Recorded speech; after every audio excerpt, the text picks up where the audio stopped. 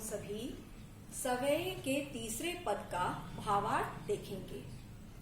इसमें रसखान कवि ने कृष्ण के रूप सौंदर्य पर गोपियां किस प्रकार मोहित हो जाती हैं, उसका बड़ा ही सुंदर वर्णन किया है।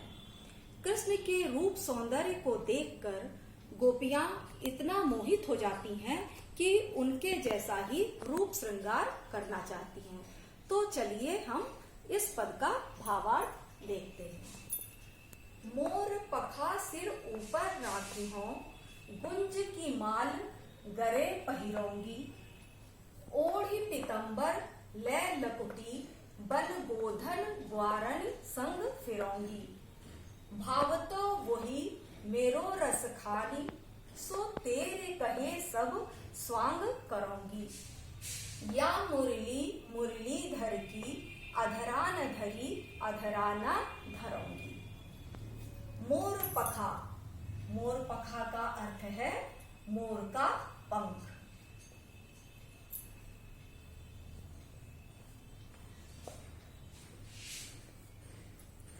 सिर ऊपर राखी हो अर्थात सिर के ऊपर रखना।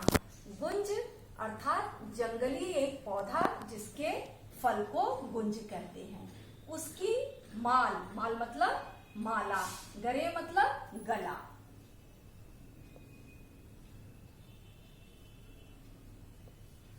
पहिरोंगी मतलब पहनना। ओढ़ पितंबर ले लकुटी, बन गोधन बारन संग फिरोंगी। कृष्ण के रूप सौंदर्य को देखकर गोपियां स्वयं उनके ही प्रकार का श्रृंगार करना चाहती हैं। कृष्ण के रूप सौंदर्य पर मोहित होकर एक गोपी दूसरे गोपी से कहती है, मोर पखा सिर ऊपर राखी हो, गुंज की माल गरे पहिरोंगी। ये सखी, मैं भगवान कृष्ण के समान ही मोर का पंख सिर पर धारण करूंगी, गुंज की माल गरे पहिरोंगी और गुंज की माला को गले में धारण करूंगी। ओढ़ पितंबर ले लकुटी, बन गोधन ग्वारन संग फिरोंगी। ओढ़ी का अर्थ है ओढ़ना, पहनना। पीतंबर का अर्थ है पीला वस्त्र।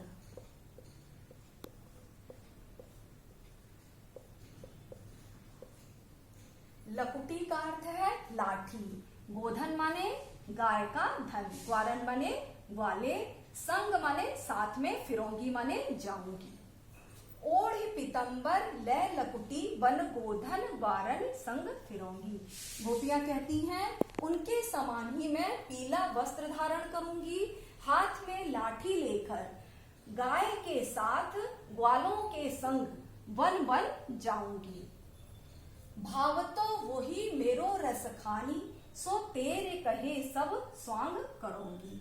भावतो का अर्थ है अच्छा लगना।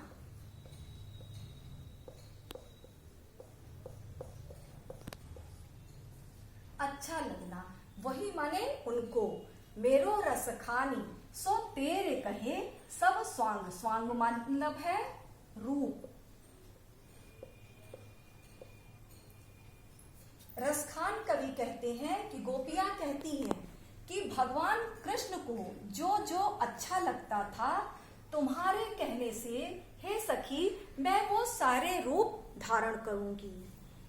या मुरली मुरलीधर की, अधरा न धरी अधरा न धरोंगी। या मुरली, मुरली माने बांसुरी, मुरलीधर मतलब कृष्ण की अधरान, अधरान का अर्थ है होठ। धरी अधरा न धरोंगी मतलब होठ पर नहीं धारण करूंगी। गोपियां कहती हैं कि हे सखी तुम्हारे कहने से मैं सारे रूप कृष्ण का धारण करूंगी, लेकिन उनकी मुरली को, उनकी बांसुरी को मैं अपने होठों पर नहीं धारण करूंगी। क्यों? क्योंकि उसी मुरली के कारण कृष्ण हम सभी को छोड़ करके चले गए थे। गोपियां कृष्ण की बांसुरी को अपना सौत मानते हैं, इसलिए वो कहती हैं कि मैं कृष्ण के सारे रूप धारण करूंगी लेकिन उनकी मुरली को धारण नहीं करूंगी। अर्थात पूरे पद में गोपियां कृष्ण के रूप सौंदर्य पर मोहित होकर सारे उनके श्रृंगार को करना चाहती हैं, लेकिन उनकी मुरली को अपने होठों से नहीं लगाना चाहती, क्योंकि वो कृष्ण को अपने पास से जाने का उसे कारण मानती हैं। प्रस्तुत पद में ब्रज भाषा का प्रयोग किया गया है। ब्रज अर्थात ब्रज प्रदेश में बोले जाने वाली भाषा। ब्रज ये भाषा है जो ब्रज प्रदेश में बोली जाती है। सवैया छंद, पूरे पद में रसखान कवि ने सवै छंद का प्रयोग किया है। अधरा न धरी अधरा न धरौंगी, इस पंक्ति में अनुप्रास और यमक अलंकार का कवि ने प्रयोग किया है।